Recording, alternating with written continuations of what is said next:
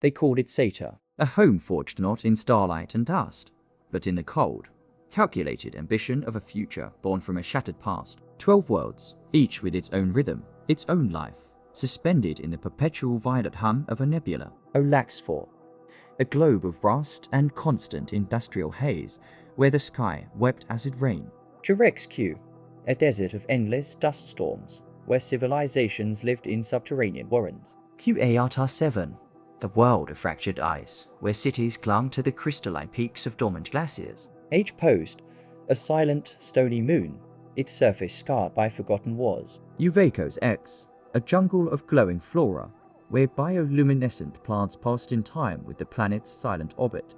Mancus, a swirling gas giant, orbited by stations where engineers labored in constant defiance of gravity. Suru 3, an oceanic world of storms, its surface a chaotic symphony of rolling thunder and lightning. Arrakis 8, a planet carved by ancient, impossible machines, its canyons filled with the silent skeletons of a long-dead race.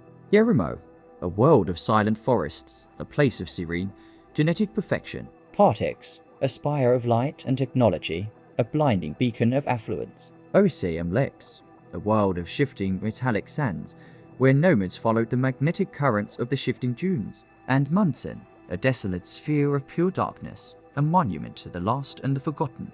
A cosmic symphony of progress and decay, all bound by the unforgiving laws of time. In the sanctioned zones, within the gleaming spires of the rich and the orderly sectors of the compliant, life was a transaction measured in seconds. Time was currency, a digital resource that floated above every person's head, ticking down with every purchase, every service, every breath. To work was to earn minutes, to live was to spend them. It was a cold, precise economy, a system designed to keep everyone moving, to prevent stagnation. There were no leisurely strolls, no idle moments of reflection. Every action had a cost. Time was hoarded by the powerful, their auras shimmering with the promise of endless hours, while the poor spent it like water, watching their digital clocks bleed away. It was a rigid hierarchy, a society with no place for the unsteady, the inefficient, or the emotional. But in the shadows, another economy thrived. In the dimly lit back alleys of every major city, a black market operated without a single unit of time. Here, the most precious commodities weren't material goods, but the very essence of personhood, memories and the cybernetic modes that held them. For the desperate, a memory of a childhood laugh or a first kiss could be traded for a high-end neural chip that boosted their cognitive abilities. A retired soldier could sell the memories of his battlefield triumphs for a few months' rent. A dying artist could sell his last creative spark for a chance to pay for life-extending therapies. You could buy the thrill of someone else's past, the joy of a long-last celebration, the triumph of a moment of heroism. And you could trade it all away for a new chip, a new mode, a chance to become something different, something more. It was a trade of souls, a desperate barter in the dark, a silent scream against a world that had forgotten how to feel. The regime, a silent, unblinking eye, demanded uniformity. Emotions were a liability, a weakness in the grand design. To laugh too loudly, to cry too openly, was to invite suspicion. To express affection was a risk. A single, unified faith, Mancada, spread across the planets, its symbol a serene purple lotus. It preached a cold evolution, a stoic acceptance of progress, a belief that true enlightenment came from a state of unwavering calm. It was a faith of logic, not heart, and it created a world where auras, the luminous identifiers of each person, glowed in uniform, unblemished hues in the towers of the rich and were a jumbled, muted mess of grey and brown in the industrial canyons of the poor. The facade was fragile. The system was a house of cards, with no middle ground. Only the rich, their auras a testament to their flawless control, and the poor, their auras a visual record of their struggle. And in the heart of this fractured world, there were those who walked the line between chaos and order. A professional like Max, a criminal detective whose badge wasn't a piece of metal, but the grey swirl of his aura, his official identification. His face was stoic, a perfect mask of the unfeeling, and his eyes were sharp and observant. One eye, his advanced Sci-Fi eye, glowed with a faint technical light, a lens into the digital underbelly of the Satar system. His work wasn't about justice, but about solving the system's glitches before they became catastrophes. Max was a ghost in the machine. He understood the hidden digital currents, the fragmented data, the lingering signatures that spoke of a crime more eloquently than any witness. His tools were not weapons, but scanners, data readers, and a mind trained to find the one anomaly in a sea of patterns. He was a professional, and his job was to find what the system couldn't see. He sought the invisible, the data left on the neural network, the remnants of a corrupted memory, the flickering aura of a perpetrator. His focus was singular, his purpose clear. For a detective in Satar, the biggest crime wasn't theft or murder. It was the loss of a soul. It was the erasure of self, the corruption of a person's very being. It was a crime against humanity itself, and Max was about to find out just how fragile a soul could be. He was about to discover a new kind of terror, a whisper in the void that promised to consume everything. The very essence of what made them human was at risk, and the only person who could hear the whisper was a man who had long ago forgotten how to feel. The descent into the rust was a journey not of miles, but of light. The higher spires of Olax-4 were defined by their perpetual twilight, a pale, filtered sun that struggled through a thick canopy of orbital smog. But below, in the labyrinthine alleys of the city's underbelly, daylight was a myth. It was a place of perpetual dusk, of shadows that moved and breathed with the grimy, oily air. The rust was a wound on the face of Olax-4, a sprawling, perpetual slum where everything was coated in a fine, reddish-brown layer of oxidized metal dust. The very air was a soup of industrial runoff and the ghostly residue of forgotten machinery. Max moved through it like a ghost himself. His dark, utilitarian jacket blended with the shadows, his footsteps silent on the uneven, rusted grates that formed the pathways. He was a professional, a man whose body had been rewired to operate in a state of controlled emotionlessness. His grey aura, which was both his identification and his professional calling card, was barely visible here, lost in the swirling, muted mess of desaturated colours that defined the inhabitants' auras. There were no bright greens of hope, no fiery reds of passion.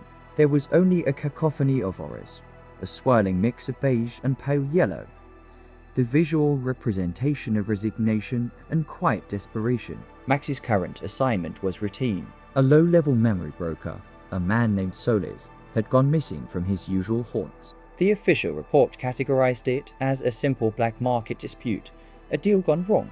Max knew better. A missing broker wasn't a crime. It was an inconvenience. The system didn't care about the petty squabbles of the underclass. But Solis had one connection that made the case different. He had once been a peripheral data technician for a high-end corporate firm. His disappearance was just an anomaly on the system's ledger, a blip. But it was an anomaly Max had been tasked to investigate. He was a cleaner, a fix-it man. His job was to find the loose wire, the stray data packet, and to neutralize the threat before it escalated. His investigation was a silent, meticulous ritual. He didn't interview witnesses, or was never lied, but people did, and in the rust, silence was a matter of survival. Instead, he relied on his tools. His cyber eye, a gleaming lens of advanced technology, scanned the environment for digital remnants. He was looking for a ghost in this city of perpetual grime, where everything was eventually consumed by rust. The only true evidence was the digital one, the residual data from a neural link, the fleeting energy signature of a deactivated cybernetic implant, the subtle flicker of a hologram left behind. This was his world.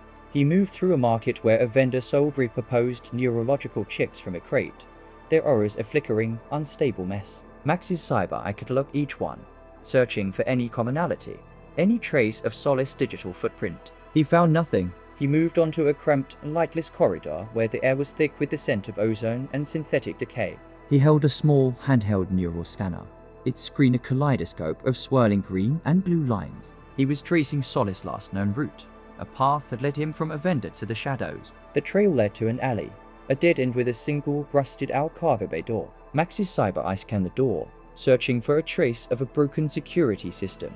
Nothing. The door was locked, unbreached, its surface coated in a thick layer of rust. It was a false lead, but Max's intuition, a sense honed by years of walking the line between the physical and the digital world, told him to dig deeper. He recalibrated his scanner, shifting its focus from physical to digital, from a search for a physical breach to a search for a digital one.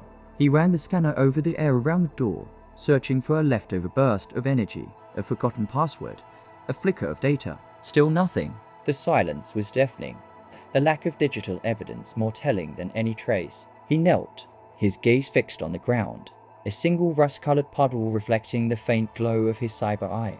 He saw a tiny, almost invisible flicker in the reflection, a fleeting, almost imperceptible holographic flicker. It was an anomaly. It wasn't a memory, which would have been expected. It was a simple, non-sensical geometric pattern, a flickering triangle of light that appeared and disappeared in a millisecond.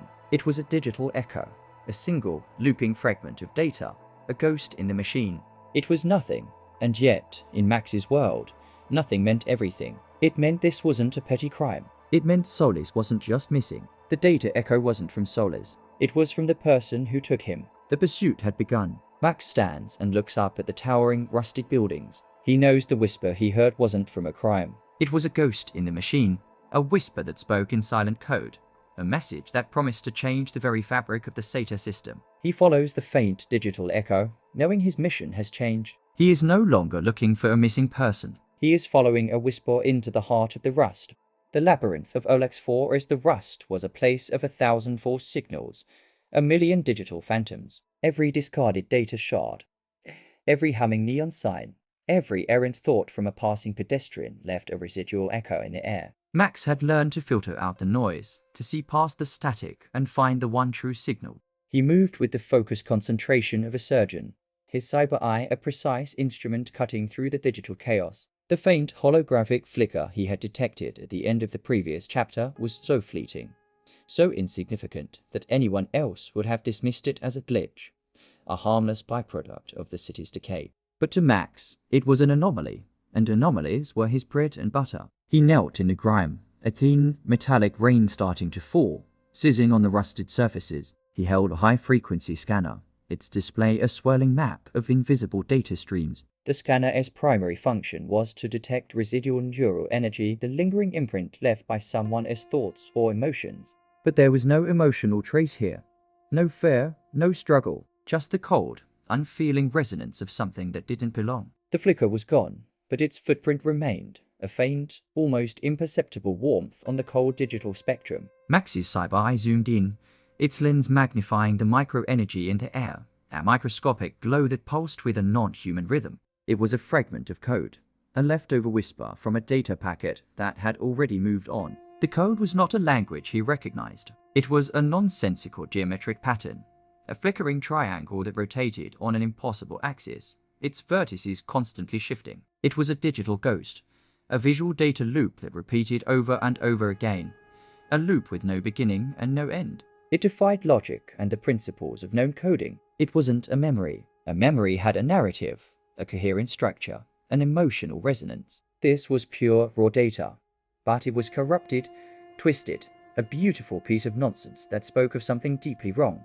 It was a glitch, a virus, a stray signal that had been left behind, and it was a beacon pointing to a more terrifying truth. Max knew the difference between a random system error and a deliberate act. This was an act. The pattern was a signature, a calling card. It was a fingerprint left in the dust of the digital world. His work suddenly shifted from finding a missing person to tracking a ghost. He stood up, his gaze now fixed on the larger, looming structures around him. The rusted warehouses, the crumbling sky bridges, the derelict machinery, they were all part of a larger network, a physical manifestation of a digital web. The digital echo wasn't a static point. It was part of a larger, unseen network, a corrupted data stream flowing through the digital canyons of Olax-4. He started walking again, his neural scanner held out in front of him like a dowsing rod. He wasn't looking for the flicker anymore. He was looking for its trail, the subtle, lingering scent of its passing. His cyber eye scanned the air, the walls, the very rain that fell, searching for another nonsensical geometric pattern. He found them, one after another, in places that made no sense. On the side of a ventilation grate, on the surface of a rusted-out pipe, on the flickering screen of a broken advertisement. Each one was the same, a perfect, nonsensical geometric pattern, a ghost in the machine. Each one was a breadcrumb, a trail leading him deeper into the heart of the rust. The sense of unease grew. This wasn't a simple crime. This was a sophisticated operation, the work of a mind that understood the deep-level coding of the system. The perpetrator wasn't just stealing memories. They were manipulating the very fabric of the digital world. The corrupted visual data loop, the ghost in the machine, was a warning. It was a test, a way to see if anyone was watching, if anyone could see what was really happening. Max, with his keen eye for the digital, had seen it, and now he was caught in a silent, high-stakes game of cat and mouse. He was being led not by a trail of evidence, but by a series of deliberate, non-sensical signals. The air grew thicker, the light dimmer. The auras of the passers-by, once a muted mess of colors, were now almost non-existent, flickering in and out of view. They were disconnected, their minds a fog of data and information. The data echoes were everywhere now, invisible to the naked eye but a chaotic symphony to Max's cyber eye. They pulsed with a sick, erratic rhythm that felt a million miles away from the serenity of the Mancada faith. The quiet unease was becoming a growing dread. This wasn't just about finding a missing person or solving a petty crime. It was about uncovering a dark technological plague that was spreading through the solar system. A plague that spoke in whispers and geometric patterns. The pursuit had begun, and it would not end until Max found the source of the whisper. He was the only one who could hear it. The ghost of the geometric pattern led Max deeper into the belly of the rust. It was a silent, infuriating trail of fragments, each one a perfect, nonsensical whisper in a city of screaming digital noise. The patterns didn't appear in a logical sequence or on specific surfaces. They were a deliberate, chaotic scattering. They appeared randomly on a discarded food wrapper, a cracked lens, a single rust-colored puddle, a fleeting shimmer on the back of a passing insectoid scavenger. It was a game of deliberate obfuscation, a trail left not to be found, but to test the resolve and the skill of the one who was following. A challenge issued in a language only a few could even perceive. Max's cyber eye, his most trusted ally, was working overtime, sifting through the visual data, searching for the slightest flicker. The air itself felt heavy with the silent communication of the city, the hum of countless subroutines and neural chips, but none of it mattered to him now. His world had shrunk to a single, repetitive, and maddening pattern, a fixation that had become his entire reality. He had followed the trail for what felt like hours, his boots thudding softly on the rusted grates, the sound lost in the ambient hum of the city. The patterns were getting closer together, more frequent. They were leading him toward something, but he couldn't yet see what it was. The path led him into a narrow service tunnel, a place of dripping pipes and a dark, oily runoff that smelled of synthetic decay. The nonsensical geometric pattern flickered on the wall ahead, a fleeting specter of light, and then again on the floor, reflected in a pool of the grimy liquid. He stopped, his gaze sweeping the ground, his cyber eye searching for the next clue. The air was thick with the scent of ozone and the heavy metallic air of the deep underbelly. And there it was, not a flicker of light, but a physical object, a discarded data shard, a cheap plastic-cased memory unit. It lay half buried in a pile of rusted metal filings, a pathetic object that a memory broker would discard for its lack of value. Its surface was scarred and dull, a testament to its forgotten existence. Max knew it was worthless. A blank data shard was exactly that, blank. It held no memories, no code, no information. It was a digital blank slate. It was the end of the line. But his intuition, a gut feeling honed by years of walking the line between the physical and the digital, told him to proceed with caution. The rhythmic pulse that followed the whisper told him this wasn't an ordinary trail. He knelt, his hand encased in a flexible, reinforced glove, and picked up the shard. It was cold to the touch, and its surface was scratched and dull. It felt empty. He placed it on a small, portable scanner he carried, its screen a blank, unassuming canvas. The scanner's diagnostic lights flickered, searching for a data signature, a memory imprint, anything. Nothing. The scanner's screen remained black. It was exactly what it appeared to be, a dead piece of technology. He was about to toss it aside when his cyber eye, connected to the scanner's network, caught a glimpse of something else.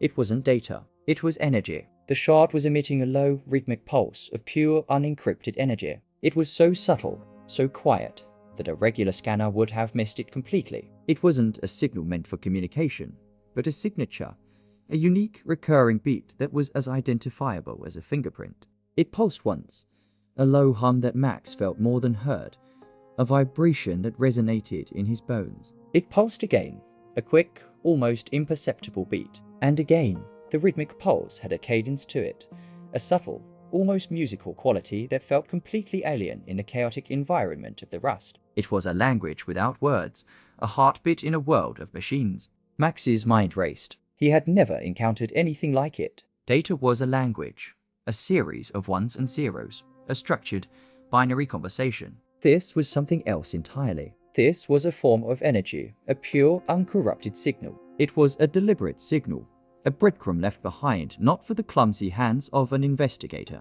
but for the one who could see past the static, the one who could hear the whisper. This wasn't a random occurrence. It was a trap, a test. The perpetrator knew he was coming. They knew he was following the trail of fragmented geometric patterns, and they had left this silent beacon as a sign of their power, their sophistication, their absolute confidence. This wasn't a criminal. This was a craftsman. The rhythmic pulse was not a memory. It was not a message. It was a digital beacon, a unique recurring signature that was tied to the source of the data plague itself. Max's investigation had now gone from finding a missing person to tracking a technological ghost, a phantom that was leaving a trail of pure energy for him to follow.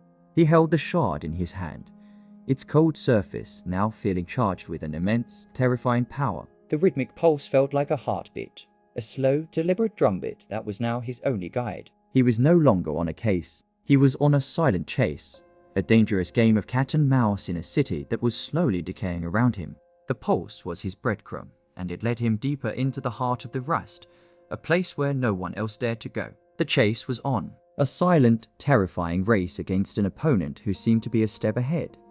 A ghost in the machine who could manipulate the very fabric of the digital world. Max was a man of logic, a man who saw the world in patterns and probabilities. But this was something else. This was a testament to a level of power he had never encountered before. A power that could twist the Mancada lotus, corrupt a sacred faith, and turn it into a weapon of mass psychological destruction. His professional indifference was gone, replaced by a cold, calculating resolve. He would follow the heartbeat, no matter where it led. The rhythmic pulse from the data shard was now Max's entire world. It wasn't a static beacon. It was a living, breathing guide, its beat growing stronger and more insistent the deeper he ventured into the forgotten heart of the rust. He moved with a predator's grace, his body a silent, fluid machine, navigating a maze of rusting pipes, defunct fusion reactors, and makeshift structures that defied the laws of physics. This was the deepest, most dangerous part of Olax-4's underbelly, a place where the air was so thick with industrial grime and metallic residue that the light from his cyber eye was immediately absorbed, leaving a trail of pure blackness. Here, auras were not just muted, they were shattered, distorted, and constantly flickering in and out of existence, a testament to the neurological decay that had taken root. Max didn't follow the pulse with his eyes. He followed it with his body. The vibrations from the data shard resonated through his reinforced glove and up his arm, a constant, low-frequency hum that guided his movements. It was a digital scavenger hunt, but the prize at the end wasn't a cache of stolen memories. It was the source of a plague. He vaulted over a gaping chasm in the floor, its depths filled with a swirling, toxic fog. He scaled a ladder of interconnected metal scraps, his hands finding purchase with practiced ease. The rhythmic pulse grew stronger, its beat now a quick, urgent drum against his palm. The chase was on, and his opponent was a ghost, a brilliant mind operating in the shadows of a world he didn't even acknowledge. The danger wasn't just in the environment. The rust was patrolled by malfunctioning droids, relics of a forgotten industrial age. Their optical sensors glowed a malevolent red, and they moved with a jerky, erratic violence. Max's cyber eye, with its advanced tactical overlay, highlighted their patrol paths, their blind spots, and their faulty processing loops. He used his knowledge to stay out of their sight, melting into the shadows, a spectre in the city of rust. He also avoided human contact, moving silently past the huddled masses of the poor and the forgotten. In the rust, eye contact was an invitation, a challenge, a sign of weakness. He was a professional, and his job was to remain unseen, a ghost following another ghost. The pulse was now a constant, urgent vibration. It was so strong that it was beginning to interfere with his internal systems, causing a low, throbbing hum in his earpiece. The chase had become a high-stakes race, a tense sequence of evasion and pursuit. He slipped through a narrow, vent-covered corridor, the air thick with the smell of stale air and something else, something synthetic and sweet. His neural scanner picked up a faint energy signature, a ghostly afterimage of something that had recently passed. The trail was getting warmer. The ghost was close. He emerged into a cavernous, derelict workshop. Giant, rusted robotic arms hung from the ceiling, their fingers curled into menacing, metallic fists. The rhythmic pulse was a thunder in his hand now, a frantic, almost desperate drumbeat. His cyber eye scanned the massive room, its visual output a swirl of data streams and energy signatures. He saw a faint, almost invisible trace of the non-sensical geometric pattern he had been following all along.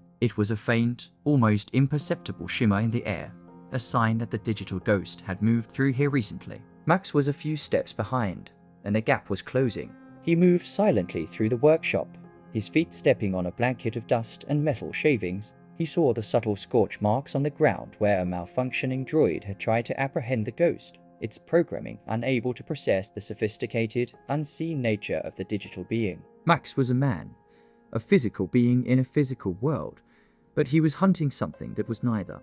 It was a terrifying concept, and it gave his pursuit a sense of urgency. The rhythmic pulse was no longer just a breadcrumb. It was a heartbeat, and its beat was getting faster. He came to a stop at the edge of a deep, endless abyss. A single, flimsy catwalk, its railings broken and rusted, stretched across the chasm. The rhythmic pulse was now so strong that it was causing his hand to tremble. The signal was on the other side. He looked down into the blackness, and he saw a faint, rhythmic glow far below. It was a beacon, a pulsing light that was radiating the same unencrypted energy as the data shard. The chase had come to an end, not with a confrontation, but with a challenge. The ghost was waiting for him, daring him to cross. He stepped onto the catwalk, the rusty metal groaning under his weight, the rhythmic pulse now a deafening drumbeat in his ears. He was alone, isolated, and with no one to help him. The rust-colored fog swelled around him, and he took a step into the unknown, a single human chasing a whisper in the void. The frantic, rhythmic pulse from the data shard led Max to a place of unholy silence. After the deafening cacophony of the rust, the sudden quiet was jarring. This was a place of industrial purgatory, a vast, seemingly abandoned zone of colossal, rusted machinery that had long since fallen into disrepair. The air was no longer thick with the grimy smog of industrial runoff, but still and heavy, the kind of air that held its breath. The auras of the few stray scavengers were almost non-existent here, faint whispers of light swallowed by the profound darkness. This was a dead end, a graveyard of forgotten ambition. A perfect place for a trail to fade and for an investigation to come to an unceremonious end. Max's cyber eye scanned the massive, derelict structures, the hulking shadows of cranes and assembly lines. The rhythmic pulse in his hand, which had been a constant, urgent drumbeat, now began to flicker and waver. It was erratic, dying, like a heart giving its last beats. The signal, his only guide, was disappearing. This was the logical conclusion to the digital scavenger hunt. A signal leading to a place of no signal. A perfect trap designed to mislead, to confuse, and to put a definitive end to his pursuit. The ghost had led him into a silent void, a digital black hole. But Max was not a man of simple logic.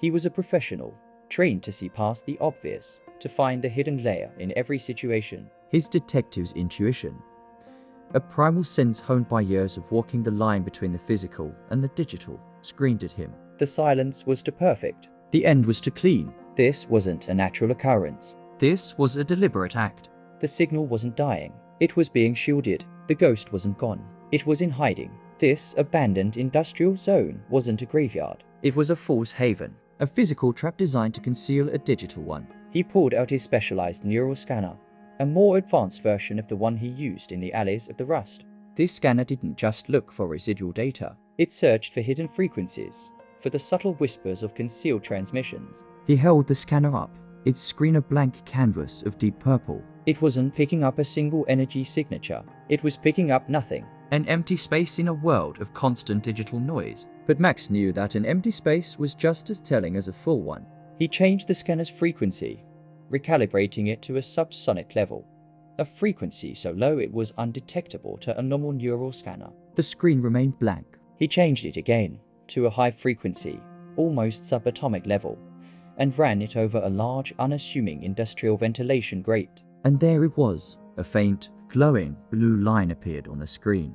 It was so thin, so subtle, that it could easily be mistaken for a line of dead pixels. It was a hidden frequency, a silent, almost invisible channel that existed below the radar of the system's patrols and scans. It was a digital conduit, a shielded pathway that led directly through the heart of the abandoned zone, without a single ripple of energy. It was the hidden layer, It was the whisper in the void. Max's gaze shifted from the screen to the ventilation grate. He looked at it not as a physical object, but as a digital map. The blue line on his screen was a pathway, a hidden layer of existence that ran directly behind the ventilation system. The entire industrial zone wasn't just abandoned. It was a deliberate physical barrier, a wall of rust, and silence designed to hide the most sophisticated digital pathway he had ever seen. The ghost hadn't been leading him into a trap. It had been leading him to a secret entrance. The data shard's rhythmic pulse hadn't faded. It had been absorbed, its beat now a part of this shielded, silent network.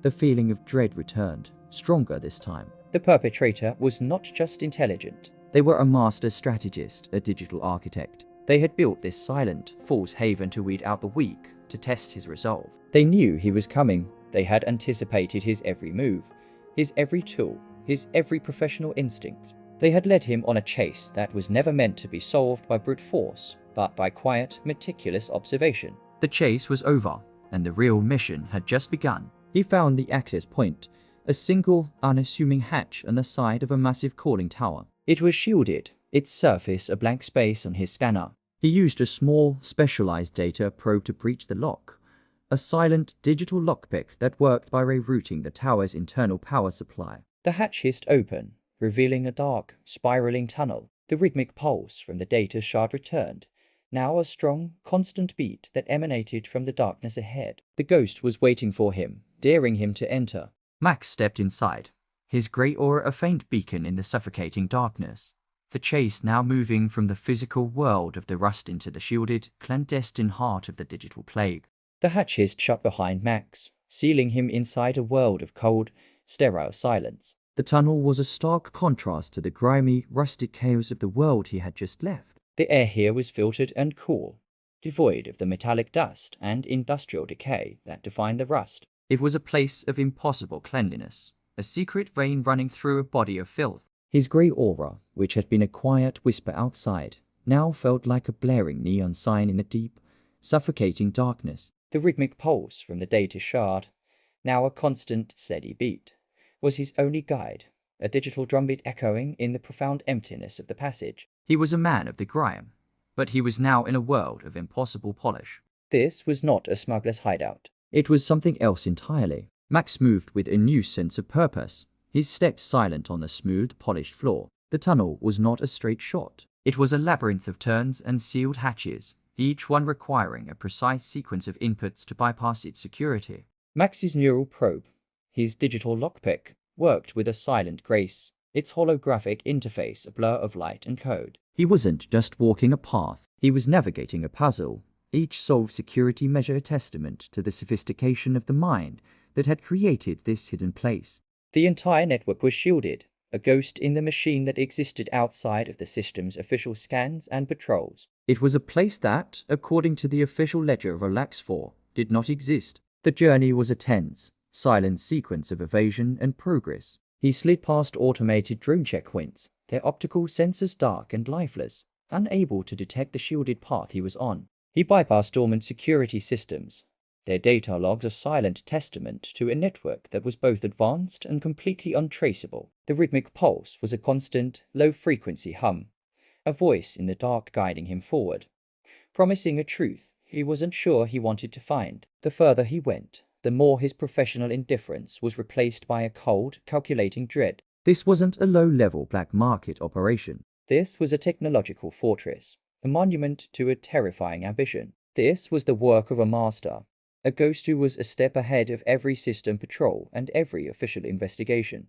After what felt like an eternity, the tunnel opened into a large, concealed room. There was no grand entrance, no flashing lights, just a simple, silent opening that led into a cavernous, clinical space. It was not a chaotic hideout filled with the detritus of a criminal operation. It was a clean, polished, and eerily quiet room. The walls were a smooth, matte grey, and the floor was a seamless, sterile white. The air felt charged with a faint energy, a humming silence that spoke of a high-tech operation running somewhere in the shadows. Max's cyber eye swept the room, its tactical overlay finding no signs of life, no heat signatures, no lingering auras. This was a place where things were made, not traded. In the center of the room, there was a single, illuminated platform. It was a perfect, unadorned pedestal, its surface glowing with a soft, ethereal light. It was on this pedestal that Max found what he had been looking for, but it was not what he had expected. There was nobody. There was no cache of stolen memories, no piles of black market hardware. Instead, there was a small, meticulously arranged collection of neural chips. They were placed in a perfect circle, their casing gleaming with a pristine, corporate quality. They were not the salvaged, junk-grade chips of the black market. They were of the highest, most advanced technological grade he had ever seen. Max's gaze was fixed on them, his professional calm almost completely shattered. The chips were not just objects. They were pulsing with a faint, internal energy, a subtle glow that emanated from their casing. It was the same energy as the rhythmic pulse he had been following, a quiet, insistent beat that was now a low, constant hum in the room. This was the source of the whisper. He had not found a criminal stash. He had found a technological forge. The chips were glowing with a sick, a parasitic rhythm,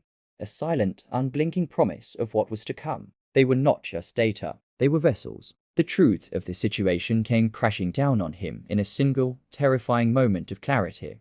The missing broker, the fragmented geometric patterns, the rhythmic pulse. It wasn't a crime he was investigating. It was a technological plague, a neurological contagion. The chips weren't stolen goods. They were weapons. He had been a simple criminal detective, a man who solved the system's glitches, but he was now standing in the center of a monumental conspiracy. The whisper he had been following wasn't a clue left by a criminal. It was the silent agony of the corrupted data itself, a plea for help from a trapped and malevolent force. The discovery changed everything. His mission was no longer about a missing person. It was about stopping a silent, invisible plague that could consume the minds of the entire Satar solar system. He stood in the silent, sterile room, his gaze fixed on the glowing chips, the rhythmic pulse now a deafening trumpet in his ears. The ghost wasn't a phantom. It was real, and it was waiting for him. The silence of the room was a living, breathing thing. It was a pressure, a force that pushed down on Max, a profound quiet that was a far more terrifying threat than the screaming chaos of the rust. He stood over the pedestal, his grey aura a faint beacon in the eerie glow of the neural chips. They were arranged in a perfect circle, their pristine corporate casings glowing with a soft, ethereal light. He had been a professional for years, a man who had seen the worst of humanity, the darkest corners of the system, but he had never seen anything like this. This wasn't a crime. It was a perversion, a technological desecration of a sacred belief. He reached out a gloved hand and carefully picked up one of the neural chips. It was cold to the touch, its polished surface feeling impossibly smooth. It pulsed with a faint, internal energy, a subtle glow that emanated from its casing. It was the same energy as the rhythmic pulse he had been following, a quiet, insistent beat that was now a low, constant hum in the room. He took a portable analyzer from his jacket, its screen a blank, unassuming canvas. The analyzer was designed to read a chip's internal data, to decipher its memories, to see its purpose. He placed the chip on the analyzer's holographic interface, and the device whirred to life. The analysis was not a simple scan. It was a meticulous, delicate procedure that required all of Max's focus. The analyzer's lights flickered, searching for a data signature, a memory imprint, anything. And then, a horrifying image appeared in his cyber eye's display. It was not a memory. It was an image, a single, fragmented snapshot of a purple lotus flower, the sacred symbol of the unified Mancada faith. But this lotus was not serene. It was corrupted, its petals jagged and malevolent, its vibrant purple hue replaced by a sickly, pulsing violet. It was screaming, a silent, internal scream that Max could feel in his bones. The analysis showed a cascade of corrupted data, a parasitic code that was intertwined with the very essence of the symbol.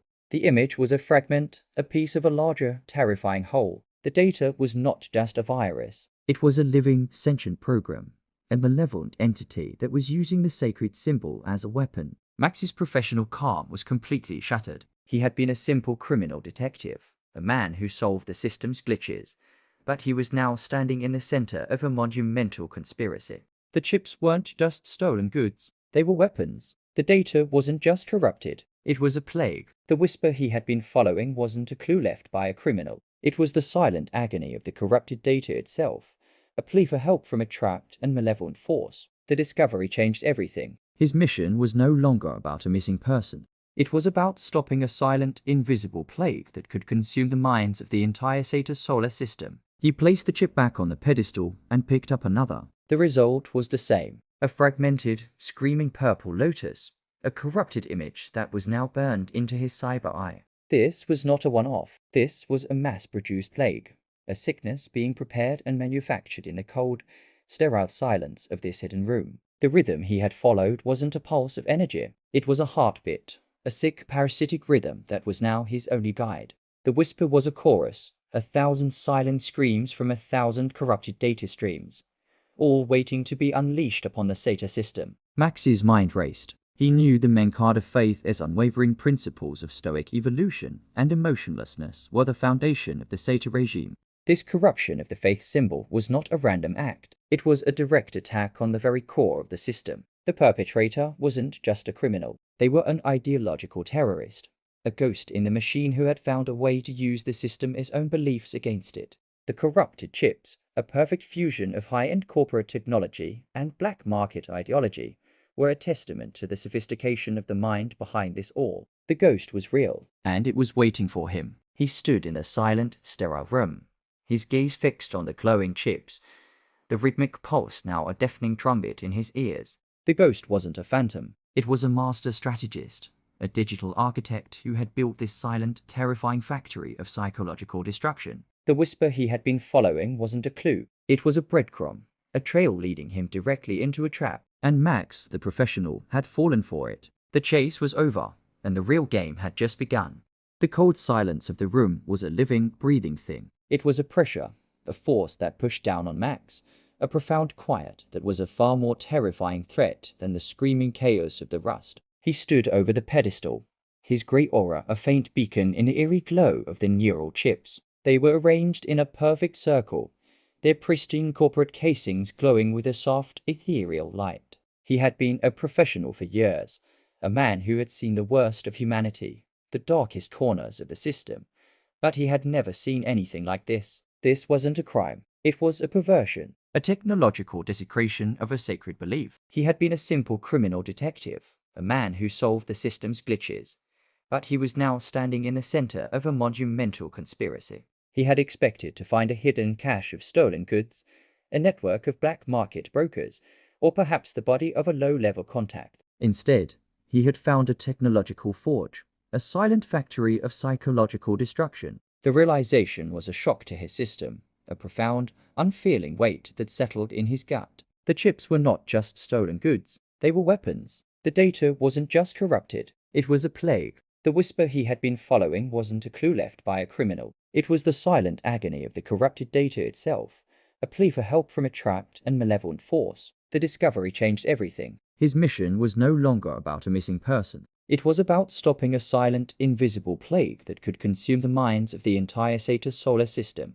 He reached out a gloved hand and carefully picked up one of the neural chips. It was cold to the touch, its polished surface feeling impossibly smooth. It pulsed with a faint, internal energy, a subtle glow that emanated from its casing. It was the same energy as the rhythmic pulse he had been following, a quiet, insistent beat that was now a low, constant hum in the room. He took a portable analyzer from his jacket, its screen a blank, unassuming canvas. The analyzer was designed to read a chip's internal data, to decipher its memories, to see its purpose. He placed the chip on the analyzer's holographic interface, and the device whirred to life. The analysis was not a simple scan. It was a meticulous, delicate procedure that required all of Max's focus.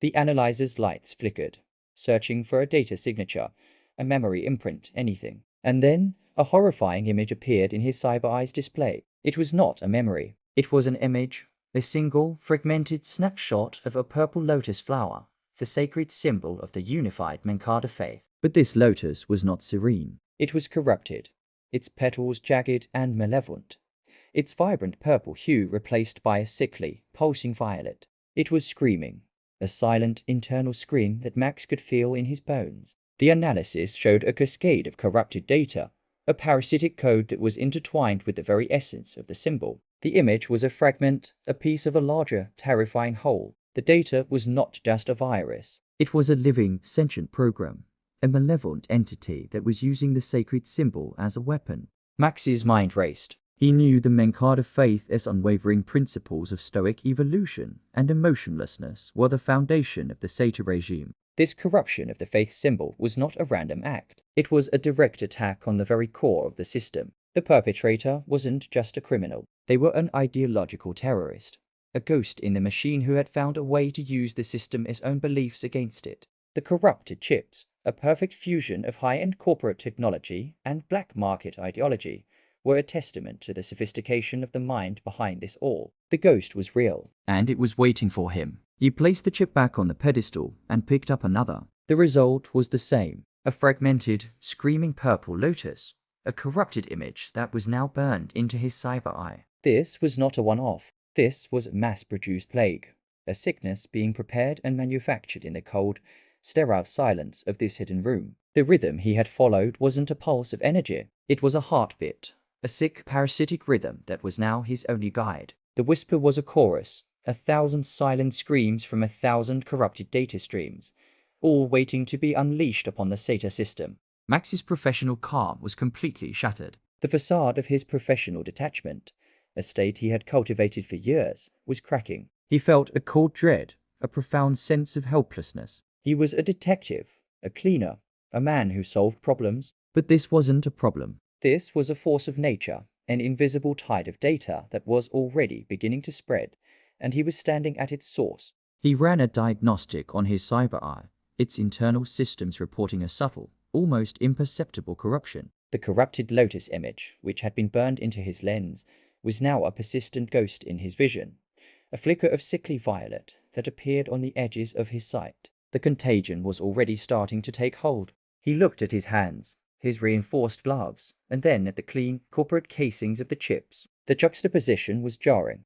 The sophisticated technology of the elite, used to house a parasitic data stream from the depths of the black market. It was a perfect storm, a terrifying convergence of the two worlds that defined the Satar system.